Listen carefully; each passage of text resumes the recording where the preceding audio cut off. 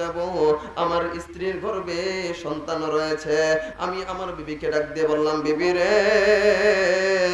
তোমার গর্ভের ভিতরে যে সন্তানটা আছে, তোমার গর্ভের ভিতরে যে সন্তানটা আছে, তুমি যখন ভূমিষ্ঠ করবা, যদি ছেলে সন্তান হয় তাহলে তুমি তাকে জীবিত রাখবা, আর যদি মেয়ে সন্তান হয় তাহলে তুমি হত্যা করে ফেলবা। এ মুসলমান বন্ধু, বিবি ডাক দিয়ে বলতেছেন, স্বামী আমার, কোনো চিন্তা করবেন না, কোনো টেনশন নাই, আপনি দেশের বাইরে যাইতেছেন, ঠিক আপনার কথাই হবে।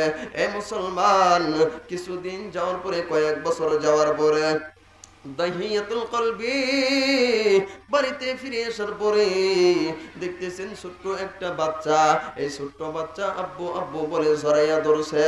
এবার মেয়েটা তার স্ত্রী ডাক দিয়ে বলতেছেন, ও মেরে, ইনি হলেন তোমার বাবা, ইনি হলেন তোমার বাবা। এতদিন পর্যন্ত তুমি যাকে বাবা বাবা বলে ডাকছো, কিন্তু কেউ তোমার ডাকে সাড়া দেয় নাই। আসুন বাবা, এই যে তোমার বাবা, তোমার বাবা তোমার সামনে এসে পড়েছে। এ মুসলমান, ছোট্ট বাচ্চা বাবার প্রতি কিরকম নেশা থাকে। বাবা যদি ঢাকায় থাকে বা বিদেশে চলে যায়, বাবা যখন বাড়িতে ফিরে আসে আগে বাবার মুখের দিকে তাকাইয়া থাকে। ঠিক এই মেয়েটার নাম রাখছিল মা জামিলা। কয়েকদিন যাওয়ার পরে মেয়েটার নাম যখন রাখছেন জামিলা, জামিলুন জামিলাতুন, এটা হলো আরবি শব্দ। এই আরবি শব্দ দিয়ে মেয়েটার নাম রাখলেন জামিলা। ঠিক যখন ওই বাবা বাড়িতে ফিরে আসলো, দাহিয়াতুল কলবি বাড়িতে ফিরে আসার পরে দেখতেছেন তার মেয়েটা তাকে জড়াইয়া ধরছে, বাবা বাবা বলে ডাকতেছে। এবার দাহিয়াতুল কলবি ডাক দিয়ে বলতেছেন, বিবি রে, এই মেয়েটা কার জানতে চাই। দাহিয়াতুল কলবি যখন কথাটা বললেন, স্ত্রী খুব ভয় পেয়ে গেলেন। না না না, স্বামী না আমাকে বলছিল যদি ছেলে সন্তান হয় তাহলে তাকে বাঁচাইয়া রাখতে, আর মেয়ে সন্তান হইলে তাকে হত্যা করতে। আমি তো তা করি নাই, আহারে এখন আমার উপায় কি হবে। স্বামীকে ডাকতে বলতেছেন, স্বামী আমার, আপনার কথা আমি মানতে পারি নাই। কি জন্য মানতে পারি নাই স্বামী জানেননি? তার চেহারার দিকে তাকাইয়া দেখেন, তার চেহারা আর আপনার চেহারা একদম ডাইরেক্ট মিলিয়া যায়। এই জন্য তার চেহারা সুন্দর দেখে আমি তার নাম রাখছি জামিলা। এ মুসলমান বন্ধুরে, দেখেননি দিলটা নরম হয় নাই? একটু দিলটা কি তোমার নরম হয় না? দেখেননি বাচান দুইটা ফোঁটা চোখের পানি ফালাইতে পারেন কিনা? মেয়েটা যখন বাবাকে ডাক দিয়ে বলতেছেন, বাবা দূরে থেকে আসছো, আমার জন্য কি নিয়ে আসছো? ও বাবা,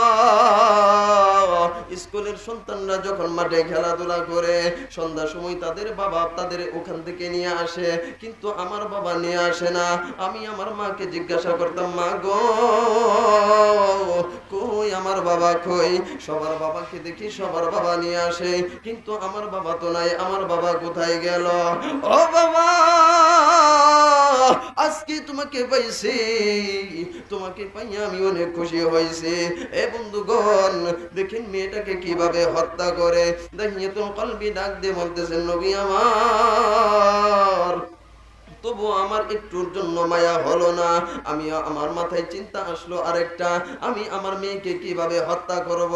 আমি আমার মেয়েকে ডাক দিয়ে বললাম, মেয়েরে, অনেক দিন হয়ে গেছে আমি তোমার নানু বাড়িতে যাই না, আজকে তোমার নানু বাড়িতে দাওয়াত খাওয়াইতে নিয়ে যাইব, মেয়ে তুমি যাইবানি?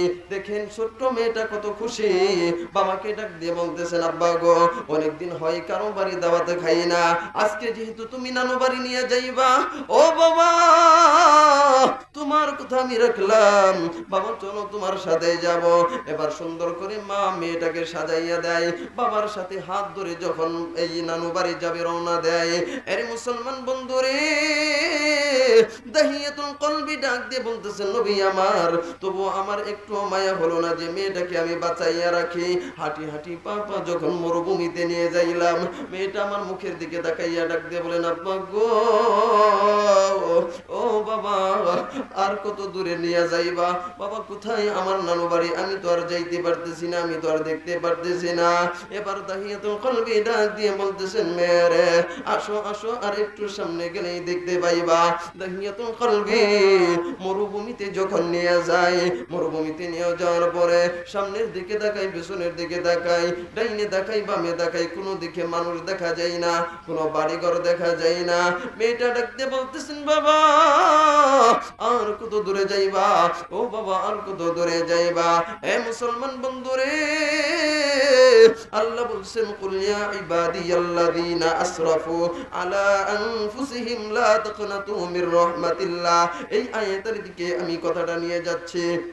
মুসলমান ভাইরা রে, এবার দাহিয়াতুল কলবে হাঁটি হাঁটি পা পা করে নিয়ে যাওয়ার পরে একটা বিরাট বড় মরুভূমিতে যাওয়ার পরে হাতের ভিতরে তার একটা ধারালো অস্ত্র ছিল। সেই ধারালো অস্ত্র দিয়ে মাটিগুলা উঠায় মেয়েটা ডাক দিয়ে বলতেছেন, বাবা গো, আর কত দূরে তুমি আমাকে নিয়ে যাইবা? বাবা দেখতেছি তুমি মাটি খনন করতেছ, কি জন্য বাবা মাটি খনন করো? বাবা দাহিয়াতুল কলবে ডাক দিয়ে বলতেছেন, মেয়েরে একটু পরেই তুমি বুঝবা কি জন্য আমি মাটি খনন করি। মেয়েটা যখন বাবার এই দৃশ্য দেখে মাটি খনন করতে গিয়া বাবার দাড়ি মুবারকের ভিতরে, বাবার দাড়ির ভিতরে মাটিগুলা ধুলোবালি লেগে যায়। মেয়েটা তার আঁচল দিয়ে, জামার আঁচল দিয়ে সুন্দর করে তার দাড়ির থেকে ময়লাগুলো ফেলে দেয়। আর ডাক দিয়ে বলতেছেন, বাবা তোমার কপাল ঘেমে গেছে, বাবা আসো তুমি আমার কাছে আসো, আমার আঁচল দিয়ে তোমার কপালটা সুন্দর করে মুছে দেয়। এ বন্ধু, কেউ কোন দিকে নজর দিবেন না, দেখেন দুইটা ফোঁটা চোখের পানি ফেলাইতে পারেন কিনা। দাইয়াতুল কলবি ডাক দিয়ে বলতেছেন, ওগো আমার রাসূল, তবু আমার একটু মনের ভিতরে এই আশা জাগলো না যে আমি মেয়েটাকে বাঁচাইয়া রাখি। গর্ত যখন করা শেষ হয়, আমার মেয়েটাকে আমি ডাক দিয়ে বললাম, জামিলা রে, দেখো দেখো গর্তটা কত সুন্দর হয়েছে। মেয়েটা যখন গর্তের দিকে উকি দেয়, আমি এমন নিষ্ঠুর বাবা ধাক্কা দিয়ে মেয়েটাকে গর্তের ভিতরে ফেলাইয়া দেয়। মেয়েটা গর্তের ভিতরে পড়ে ডাক দিয়ে বলতেছেন, বাবা গো, এই কি আমার নানু বাড়ি যাওয়া হইল? ও বাবা, অনেক দিন পরে তুমি বিদেশের মাটি থেকে এখানে আসছো। বাবা গো, আজকে আমি তোমার চেহারাটা দেখলাম। ও বাবা, তুমি কেন আমাকে মারতেছো? ও বাবা, আমার খুব কষ্ট হয় বাবা, কবর খুব ভয়ঙ্কর জায়গা, এই কবরে আমি আর থাকতে পারবো না। ও বাবা, চতুর্দিক থেকে অন্ধকার, বাবা তুমি আমাকে এই জায়গা থেকে বাঁচাও। এ মুসলমান, দেখেন দুইটা ফোঁটা চোখের পানি ফেলাইতে পারেন কিনা? আজকের মাহফিল থেকে গুনাহ মাফ করাইতে নিয়ে যেতে পারেন কিনা?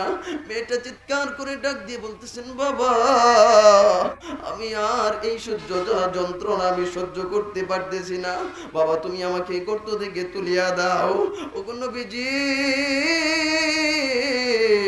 তবুও আমার মায়া হলো না যে মেয়েটাকে আমি বাঁচাই।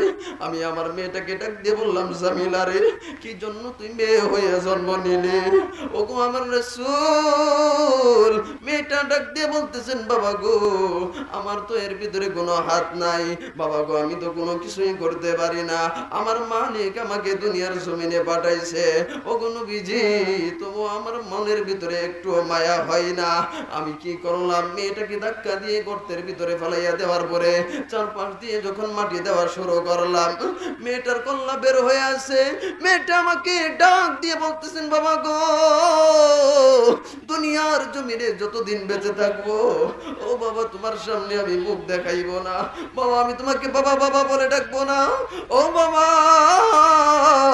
দরকার হয় আমি ভিক্ষা পর্যন্ত করে খাইবো গো বাবা, বাবা তবুও আমি তোমার সামনে আসবো না। মুসলমান ভাইরা রে, দেখেন কিরকম নিষ্ঠুর বাবা হতে পারে। বাবা ডাক দিয়ে বলতেছেন, মেরে তোর মুখ আমি আর দেখতে চাই না, তোর আর ভিক্ষা করে খাওয়ার কোনো প্রয়োজন নাই, মানুষের সামনে তোর আর যাওয়ার কোনো প্রয়োজন নাই। আজকে আমি নিয়ত করছি তোকে আমি মেরেই ফেলবো, তোকে আর বাঁচতে দেব না। এই বন্ধু, মেয়েটাকে যখন বালি দিয়ে চাপা দেওয়া হয়, মেয়েটা কল্লা বের করে যখন বাবা বাবা বলে ডাকে, আর ডাকতে বলতেছেন, বাবা গো, তুমি যখন বিদেশের মাটিতে ছিলা, আমার প্রত্যেক দিন আমি আমার মাকে জিজ্ঞাসা করতাম, ও মা, সবার বাবাকে দেখি আমার বাবাকে দেখি না, আহারে এই ময়দানে কার যেন মা নাই, কার যেন বাবা নাই, আহারে মা হার সন্তান, বাবা হার সন্তান, ও মালিক তুমি দেখো এই ময়দানে কার যেন মা নাই, কার যেন বাবা নাই। এখান থেকে যাওয়ার পরে কেউ মা মা বলে ডাকতে পারবে, এমন হতভাগ আছে কেউ মা ডাকতে পারবে না, কেউ বাবাও ডাকতে পারবে না। এ মুসলমান, একটু কি তোমার মায়া হয় না রে? মার কথা স্মরণ হয় না? একটু কি তোমার বাবার কথা স্মরণ হয় না? তোমার দাদার কথা স্মরণ হয় না? তোমার দাদির কথা স্মরণ হয় না? এ মুসলমান বন্ধু, যখন আপনি বাজারে চলে যাইতেন, বাড়িতে আসার পরে আপনার স্ত্রী ডাকে সাড়া দিত না, সন্তান আপনার ডাকে সাড়া দিত না, ওই যে বৃদ্ধ মা ছিল সেই মা ডাক দিয়ে বলতেছেন, কি রে বাবা তুমি এতক্ষণ কোথায় ছিলা, তুমি আইসনি? আজকে কি তোমার মার কথা মনে পড়ে না? আজকে সেই মা নাই, আজকে সেই মা নাই রে বাবা। দেখেন এই ছোট্ট মেয়েটা ডাক দিয়ে বলতেছেন, বাবা গো তোমার কি একটু মায়া হয় না আমার প্রতি? ও বাবা তোমাকে এত ভালোবাসতাম, এত মহব্বত করতাম। ও হুজুর, এই মেয়েটা আমাকে এত কথা বলার পরেও আমার দিলের ভিতরে একটু মায়া হয় নাই। আমি ভাবছি তোমাকে আজকে মেরেই ফেলবো, তোমাকে বাঁচতে দিব না। ওগো নবীজি, মেয়েটা যখন এত সুন্দর করে কথাবার্তা বলছে, আমি ভাবছি তোকে আমি আর বাঁচতে দেব না, আজকে তোকে আমি মেরেই ফেলবো। ওগো আল্লাহর রাসূল, আমি একটা পাথর হাতে লইয়া মেয়েটার মাথার ভিতরে টাস করে যখন মেরে দেই, মেয়েটার মাথা ফেটে চৌচির হয়ে যায়, মেয়েটার মাথা রক্তে রঞ্জিত হয়ে যায়। মেয়েটা আমাকে ডাক দিয়ে বলতেছেন, বাবা গো শেষ পর্যন্ত বাবা তুমি আমাকে মেরেই ফেলাইলা, বাবা তুমি আমাকে বাঁচতে দিলা না। ও বাবা তোমার মতো এত নিষ্ঠুর বাবা যেন আর কারো না হয়। এই মুসলমান বন্ধুরে, এই মেয়েটা এই কথা বলার পরে দাহিয়াতুল কলবি দেখতেছেন তার মেয়েটা শাহাদাত অঙ্গুলি বের করে ডাক দিয়ে বলতেছেন, বাবা গো শেষ পর্যন্ত বাবা তুমি আমাকে মেরে ফেললা। ও নবীজি, তবু আমার একটু মায়া হলো না, আমি ভাবছি তোকে আজকে মেরে ফেলবো। আমি মেয়েটাকে মেরে ফেললাম। মেরে ফেলার পরে বাড়িতে আসার পরে আমি যখন ঘুমাইব, বালিশের সাথে মাথাটা লাগানোর সাথে সাথে আমার মনে হয় মাথার কাছে এসে আমার মেয়েটা ডাক দিয়ে বলে, ও বাবা অন্ধকার কবর বিরাট ভয়ঙ্কর জায়গা, ও বাবা অন্ধকার কবরের ভিতরে আমি আর থাকতে পারতেছি না, সাপ বিচ্ছুর ঘর, পোকামাকড়ের ঘর। এ মুসলমান, সেই অন্ধকার কবরে আপনাকে যাইতে হবে, সেই অন্ধকার কবরে আমাকেও যাইতে হবে। এ মুসলমান, দেখেন দুনিয়ার ভিতরে আসার একটা সিরিয়াল আছে, কিন্তু যাওয়ার কোনো সিরিয়াল নাই। একসাথে বসে থেকে খাইছেন, একসাথে বসে বসে পড়ালেখা করছেন, আজকে অনেক মানুষ আছে আপনার থেকে চলে গেছে। এই মুসলমান, আপনারও একদিন চলে যাইতে হবে। আল্লাহ বলতেছেন, মা খালাকতুল জিন্না ওয়াল ইনসা ইল্লা লিয়াবুদুন, দুনিয়ার জমিনে মানব জাতিকে আমি প্রেরণ করছি একমাত্রই আমার ইবাদত করার জন্য। দুনিয়াতে আসার সিরিয়াল আছে কিন্তু যাওয়ার সিরিয়াল নাই। আমার একটা বন্ধু ছিল, একসাথেই পড়ালেখা করছি। এ মুসলমান, খুতমি তারাবি পড়ার পরে ঈদের 2-1 দিন পরে আমার কাছে ফোন আসলো, এ লোকমান হাকিম তোমার বন্ধু নাই, তোমার বন্ধু নাই। দৌড়ে গেলাম তার বাসায়, যেয়ে দেখি খাটিয়ার ভিতরে সুন্দর করে গোসল করে রেখে দিয়েছে। কই কই কই একটু আগে আমার সাথে কথা বলছে, দোস্ত আমার জন্য দোয়া কইরো। আহারে একসাথেই পড়ালেখা করছি, আমার আগে দুনিয়া থেকে চলে গেল। এ মুসলমান, একদিন আপনাকেও দুনিয়ার জমিন থেকে চলে যাইতে হবে। যদি গুনাহ লইয়া কবরের ভিতরে যান, বাবাজি কবরের আযাব আপনি আমি সহ্য করতে পারবো না। এই মুসলমান, দুনিয়ার জমিনে আসার পরে এত গুনাহ করেছি, দাহিয়াতুল কলবিকে আল্লাহ কিভাবে ক্ষমা করে দিলেন। নবীজিকে ডাক দিয়ে বলতেছেন, নবী আমার, আল্লাহ কি আমাকে মাফ করবনে? নবী আমার ডাক দিয়ে বলতেছেন, দাহিয়াতুল কলবি রে, আল্লাহ বলেছেন, কুল ইয়া ইবাদিয়াল্লাযীনা আসরাফু আলা আনফুসিহিম লা তাকনাতু মির রাহমাতিল্লাহ। জোরে বলেন আল্লাহু আকবার। আর রহমান আল্লামাল কুরআন খালাকাল ইনসান الإنسان علمه البيان الشمس والقمر بحسبان والنجم والشجر يسجدان والسماء رفعها ووضع الميزان ألا تطغوا في الميزان وأقيموا الوزن بالقسط ولا تخسروا الميزان والأرض وضعها للأنام فيها فاكهة والنخل ذات الأكمام والحب ذو العصف والريحان فبأي آلاء ربكما تكذبان চিৎকার দিয়ে বলেন সুবহানাল্লাহ। এ মুসলমান বন্ধুরে, আল্লাহ পাক রব্বুল আলামিন বান্দা তোমাকে দুনিয়ার জমিনে পাঠাইলো। আল্লাহ বলতেছেন লা তাকনাতু মির রাহমাতিল্লাহ, বান্দা আমার রহমত থেকে তুমি নিরাশ হয়ে যাও না। আল্লাহ বলতেছেন ফাবি আইয়ি আলা রাব্বিকুমা তুকাযযিবান। এ মুসলমান, দুনিয়ার জমিনে আল্লাহ তাআলা আপনাকে সব দিয়েছেন। আল্লাহ তবুও বলতেছেন ফাবি আইয়ি আলা রাব্বিকুমা তুকাযযিবান, বান্দা তবুও তুমি আমার এই নিয়ামতগুলো পাইয়া কোন কোন নিয়ামতকে অস্বীকার করবা। হে মুসলমান, আগেই আপনাকে বলে দিয়েছি যদি গুনাহ থেকে বাঁচতে হয় ধরতে হবে কি? আওয়াজ দিয়ে বলেন, আর একটু আওয়াজ দিয়ে বলেন আল কোরআন। এখন এই কোরআনের পথে কিভাবে আপনি মিলবেন, কোরআনের সাথে কিভাবে চলবেন? আল্লাহ বলতেছেন হুদাল লিল মুত্তাকিন। আপনি যদি মুত্তাকিন হন তাহলে এই কোরআনই আপনাকে হেদায়েতের পথ দেখায়া দিবেন। একটু তাকবীর দেন তো, লিল্লাহি তাকবীর। আর একটু আওয়াজ দিয়ে বলেন লিল্লাহি তাকবীর। কোরআনের মাহফিল চলবে কি চলবে না? আর একটু আওয়াজ দিয়ে বলেন চলবে কি চলবে না? তাহলে আমরা সন্তানকে মাদ্রাসায় ভর্তি করে দিব তো ইনশাআল্লাহ। দেখেন এই কোরআনের পথে যদি আপনি সন্তানকে চালান তাহলে আল্লাহ আপনাকে কিভাবে হেফাজত করতেছে। একটু ছোট্ট একটা উদাহরণ দিব আপনাদেরকে। শাহ ওলিউল্লাহ মুহাদ্দিস দেহলভী রহমাতুল্লাহি আলাইহি, নাম কি? শাহ ওলিউল্লাহ মুহাদ্দিস দেহলভী রহমাতুল্লাহি আলাইহি।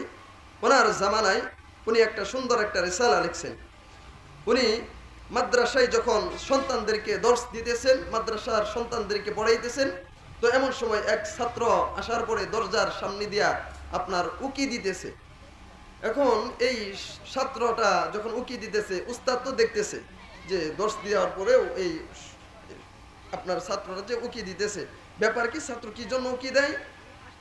মুআজ্জাজ হাজিরিন, এবার দর্শ শেষ হওয়ার পরে উস্তাদ ডাক দিয়ে বলতেছেন এদিকে আসো বাবা, কি জন্য তুমি এই উকি দিলা? এমনি তো দেখতাম তুমি সবার আগে ভাগে মসজিদে আসতা, কারণটা কি?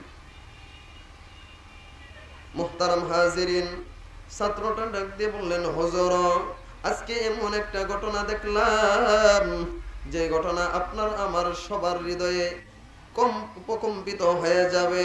উস্তাদ ডাক দিয়ে বলতেছেন ছাত্ররে, কি তুমি দেখলা একটু আমাকে জানাও। এবার ছাত্র ডাক দিয়ে বলতেছেন হুজুর চলেন চলেন একটু আপনার সাথে আপনাকে আমি নিয়ে যাই।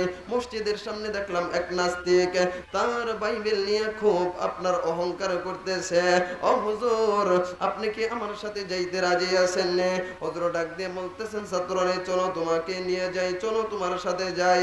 এ মুসলমান, ছাত্র উস্তাদ উভয়জন যখন ওই হিন্দু ওই খ্রিস্টানের সামনে গেল, খ্রিস্টানের সামনে যাওয়ার পরে খ্রিস্টান এমন একটা ভয়ঙ্কর আওয়াজ দিতেছে আর বলতেছেন কোথায় আছো মুসলমান, কোথায় আছো মুসলমান, আসো দেখবো, তোমাদের কোরআন নিয়ে আসো আমার সামনে আর আমার বাইবেল তোমাদের সামনে পেশ করব।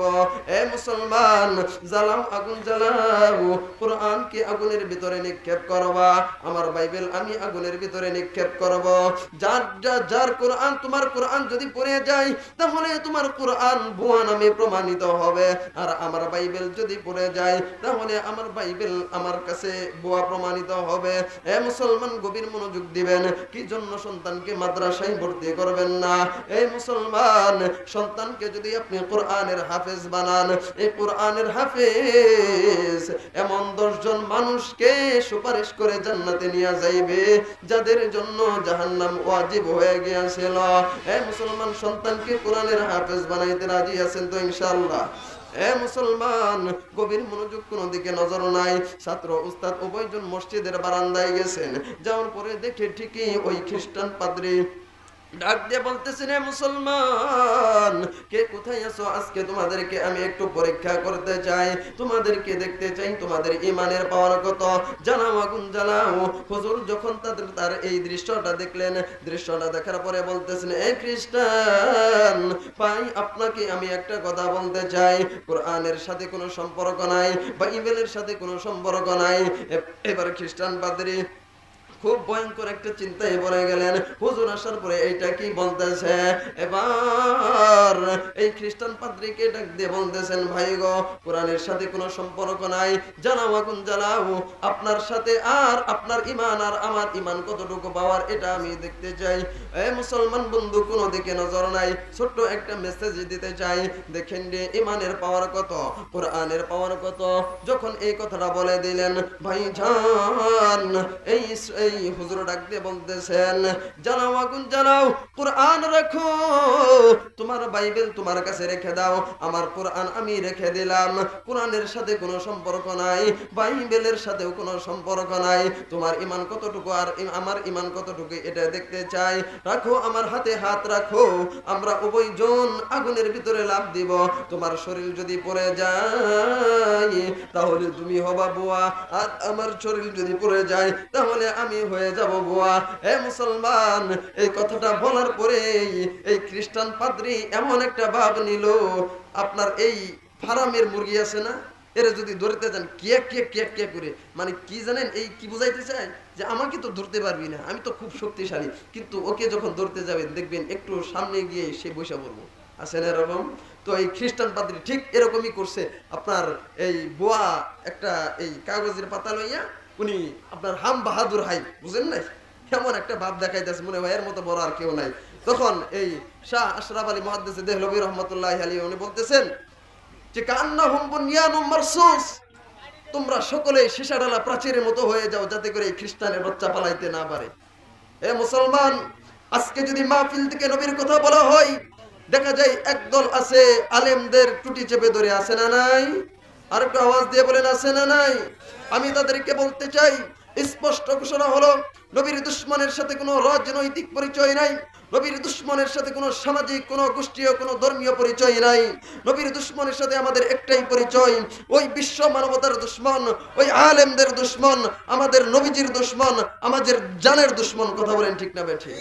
হে মুসলমান, যখন এই কথাটা বললো, বলার সাথে সাথেই এই খ্রিস্টান পাদ্রী আর কোনো কথা নাই, এখন আটকে গেছে। যখন ছাত্ররা আপনার এই চতুর্দিক দিয়ে গিরাও দেয়া ধরছে, তখন বলতেছেন, হুজুর আসলে আমার ব্যাপারটা হলো, আমি অনেকদিন যাবৎ এই কোরআন আর বাইবেল নিয়ে রিসার্চ করি, তো আমি ভাবছি যে এই কোরআন দুনিয়ার জমিনে রাখবো না, আমার বাইবেলই থাকবো। এই জন্য আমি অনেক গবেষণা করার পরে এমন একটা তেল লাগাইছি এই বাইবেলের ভিতরে, এই কাগজটা যদি আপনি ইয়ের ভিতরে, আগুনের ভিতরে নিক্ষেপ করেন, তাহলে আমার এই বাইবেল পড়বে না, আপনার কোরআন পড়ে যাবে। হুজুর আপনি আমাকে মাফ করে দেন। হুজুর বলতেছেন, তোমাকে মাফ করতে পারি একটা শর্তে। কি শর্ত? তুমি আর কখনো এই বাইবেল নিয়ে, কোরআন নিয়ে এরকম খেলা করবা না, মুসলমানের ইমান নিয়ে খেলা করবা না। তুমি কি রাজি আছো? কই হুজুর রাজি আছি, শুধু রাজি না, আপনার হাতে হাত রেখে কালিমা তয়্যিবা পড়ে মুসলমান হয়ে গেলাম। সুবহানাল্লাহ। কোরআনের দাম আছে না নাই? আরেকটু আওয়াজ দিয়ে বলেন, কোরআনের দাম আছে না নাই? যদি আগুন লেগে ধ্বংস হয়ে যায়, ধ্বংস হয়ে যায়, যদি আগুন লেগে ধ্বংস হয় পৃথিবীর সব বইয়ের দোকান, তবে বিশ্ব থেকে হারাবে না পবিত্র কোরআন। যদি আগুন লেগে ধ্বংস হয়ে যায়, ধ্বংস হয়ে যায়, যদি আগুন লেগে ধ্বংস হয় পৃথিবীর সব বইয়ের দোকান, তবে বিশ্ব থেকে হারাবে না পবিত্র কোরআন, তবে বিশ্ব থেকে হারাবে না, বলেন, তবে বিশ্ব থেকে হারাবে না পবিত্র কোরআন, তবে বিশ্ব থেকে হারাবে না। করবে কেমন করে কোরআন ধ্বংস? আগুনের তেজ আছে বিশ্বে বড় লক্ষ লক্ষ কোরআনে হাফেজ, ঠিক কিনা? এরা ছাপাই আসমানি গ্রন্থ, ছাপিয়ে আসমানি গ্রন্থ, বাঁচাবে ইসলামের মান। তুমি বিশ্ব থেকে হারাবে না পবিত্র কোরআন, তুমি বিশ্ব থেকে হারাবে না পবিত্র কোরআন। লিল্লাহি তাকবীর। আরেকটু আওয়াজ দিয়ে নারে তাকবীর। আল কোরআনের আলো, কোরআন সুন্নাহর আলো, আলেম ওলামা যেখানে, মদ গাজা যেখানে, নারে তাকবীর। আল্লাহ তাআলা আপনাদের এই স্লোগানকে কবুল করুন, বলেন আমিন।